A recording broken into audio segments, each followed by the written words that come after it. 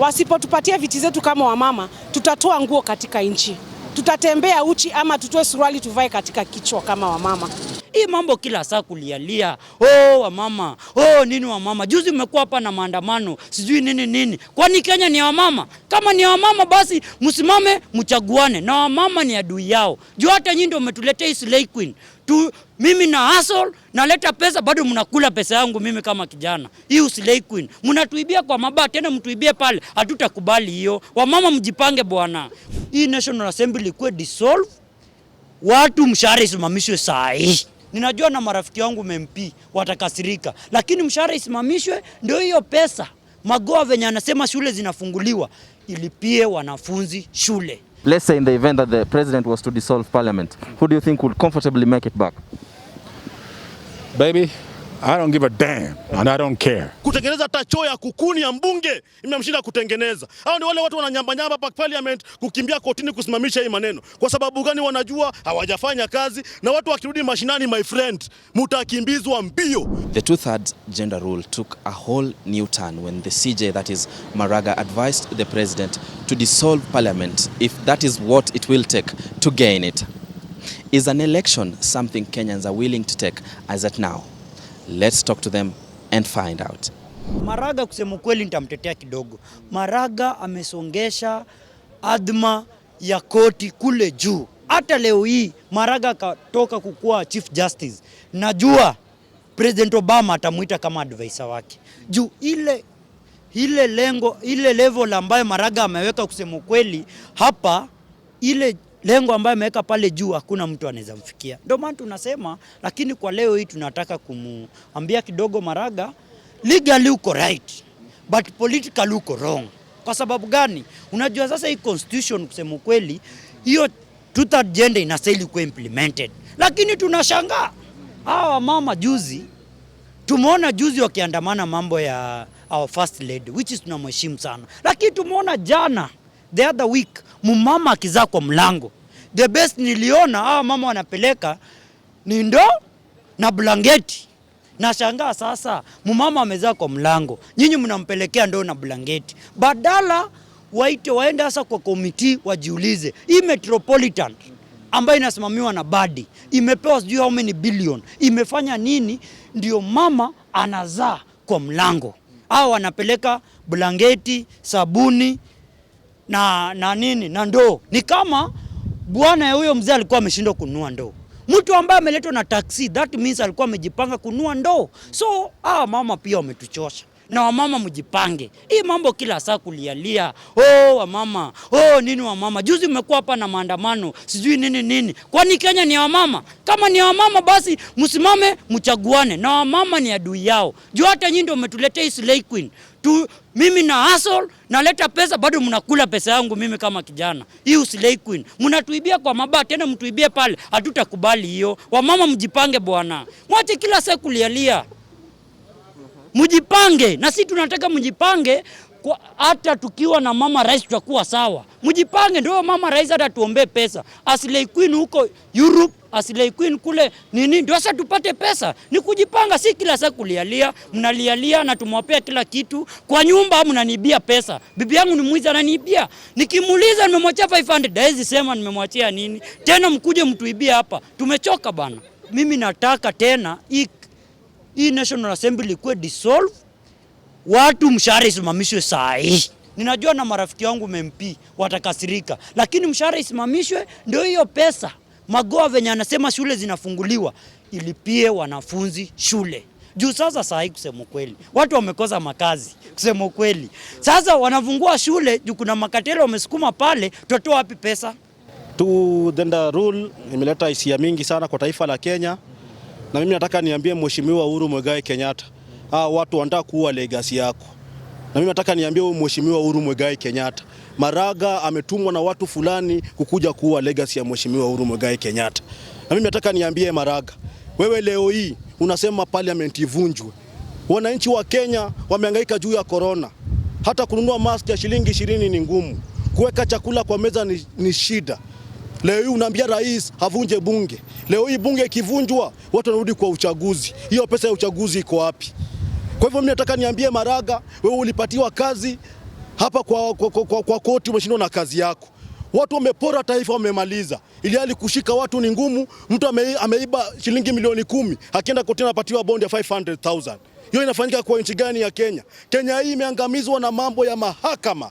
Kwa hivyo leo Maraga hawezi amuka na kusema ati Mheshimiwa Uhuru Muigai Kenyatta avunje parliament. Namna gani? Katiba imesema mama ndiye anabeba mimba, mama ndiye anachoka kwa kila kazi ya mama nyumbani, kila mahali, na mama ndio inchi. Kama sio mama, inchi haiwezi simama bila mama. Naambia wabunge hivi, wabunge waache kutupiga katika bunge. Watupatie viti zetu kama wamama. Wasipotupatia viti zetu kama wamama, tutatoa nguo katika inchi. Tutatembea uchi ama tutoe suruali tuvae katika kichwa kama wamama. Our president Uhuru Muigai Kenyatta, na angalia wamama. Maraga, tafadhali wacha kupiga wabunge ati waende nyumbani. Tetea mwananchi wa chini. Usipige pia mwananchi wa chini.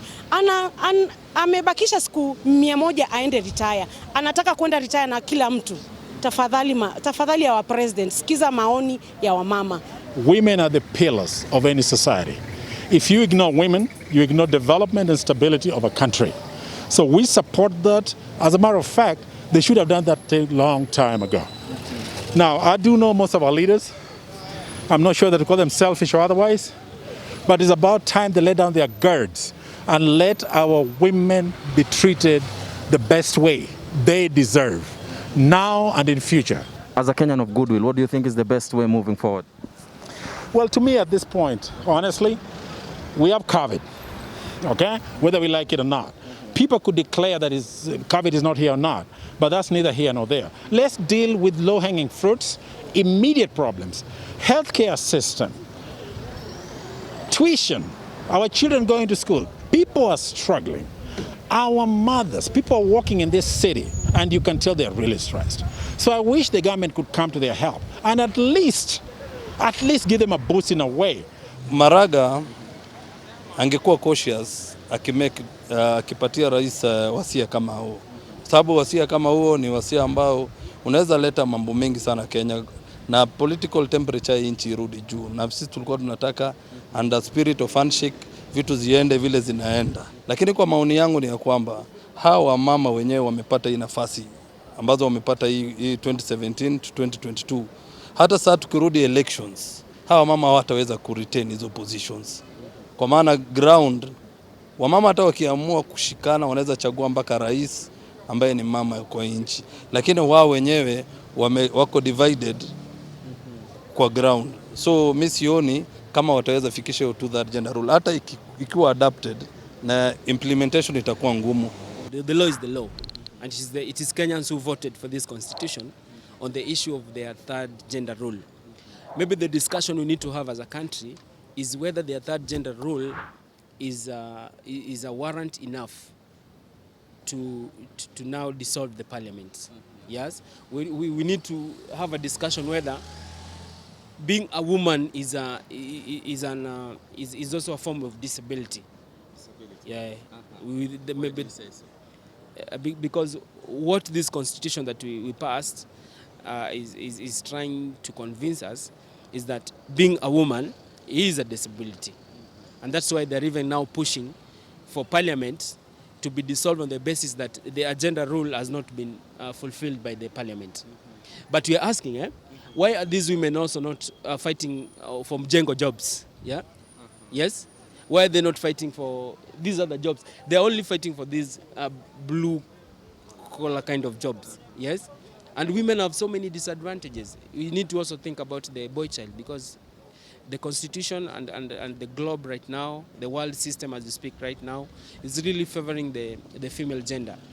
And I foresee a situation whereby even if the constitution is going to be changed, thank God they're talking about the BBI and the referendum, then we need to find a way to have an equilibrium point of view in terms of the gender issues being addressed, not just favoring the women alone. Exactly. Yes. You believe you have the belief that they should all go out and fight it out with fellow men? Yeah, that's what happens nowadays. Hello? You see, we live in a society whereby it is the content between your ears. It's not about your organs. Understand? So the constitution should not be telling us that on the basis of the sexual organs that you have, then you should be favored. The CJ has done his constitutional duty. He has performed what exactly the law requires him to do. And the law requires him to advise the president if the parliament has failed in several attempts to enact the law or to give life to the provisions of the law. And that is what the CJ has done. The question is, will the president listen, or will the president act upon the advice of the Chief Justice? Yeah, the CJ is quite in order because as per the law, that's what the law says. Because when you look at Article 27 of the Constitution, Article 27(8) of the Constitution, it says that the state shall come up with registration measures that will be able to ensure that that we are in conformity, all state bodies are in conformity with the two-dance gender rule. And at the moment we saw now there were over 6 petitioners. I included among the petitioners. We petitioned the CJ to advise the president to dissolve parliament. The debate around it is that it might be too costly for the taxpayer. What do you make of the same? Well, yeah, I appreciate the debate that it is costly for the taxpayers. But first, as a person, John Wangai, I promote the idealism of the constitutionalism, following the constitution to the letter. And if we can remember, on 1st September 2017, in the historic landmark ruling by CJ, when he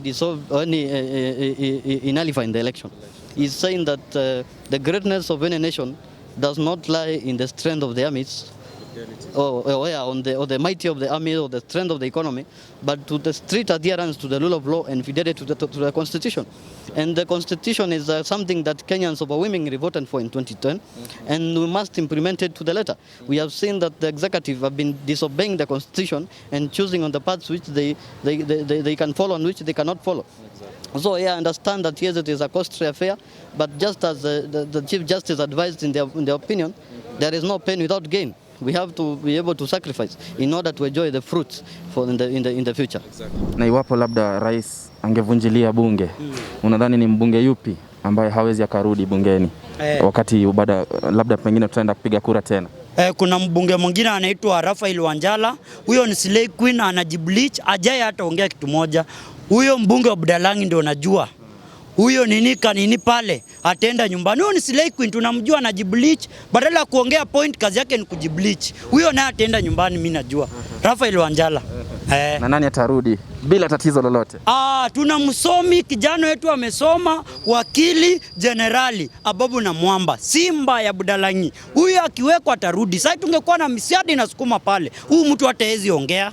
Sasa nashangaa, hani watu wanachaguananga aje, lakini hiyo ni siasa yetu ya Kenya. Ndio maana tunasema hivi, hata huyo president ambaye anataka kuchukua mwanamke, tuchague mwanamke mzuri kama Waiguru, mrembo, hata kama ana akili. Ndio kule wale China, ile akienda kule China, ule China akimuona tu hivi, hiyo madeni zinakuwa waived. Iwapo labda pengine rais angevunjilia mbali bunge, labda wewe unaona ni mbunge yupi ambaye atarudi bila tatizo lolote? Wabunge wale watarudi wanajulikana.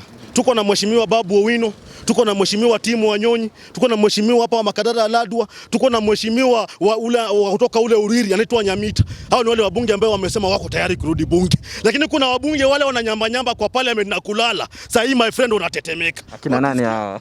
Wewe unawajua wale watu ambao hata barabara kutengeneza imewashinda, kutengeneza hata choo ya kukuni ya mbunge imemshinda kutengeneza. Hao ni wale watu wananyamba pa parliament kukimbia kotini kusimamisha hii maneno. Kwa sababu gani? Wanajua hawajafanya kazi, na watu wakirudi mashinani my friend, mutakimbizwa mbio, mutatolewa mbio na mtatolewa mbio ile zaidi.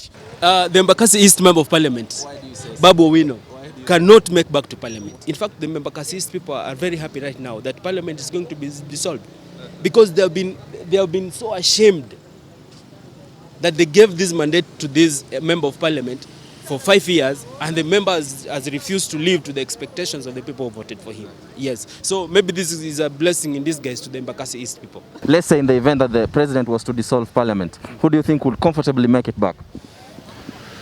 Baby, I don't give a damn, and I don't care. In the event that the president were to follow the CJ's advice and dissolve parliament, who do you think is the standout member of parliament that will rightfully make it back? I have several members of parliament whom I have seen. They have performed. They have worked in their constituencies.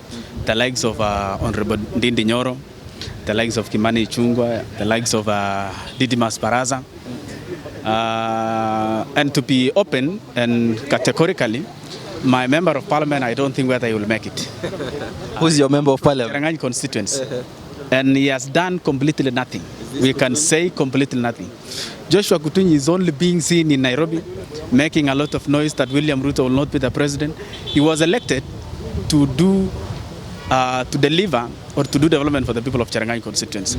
But unfortunately, he has turned his manifesto to be 2022 war against the deputy president.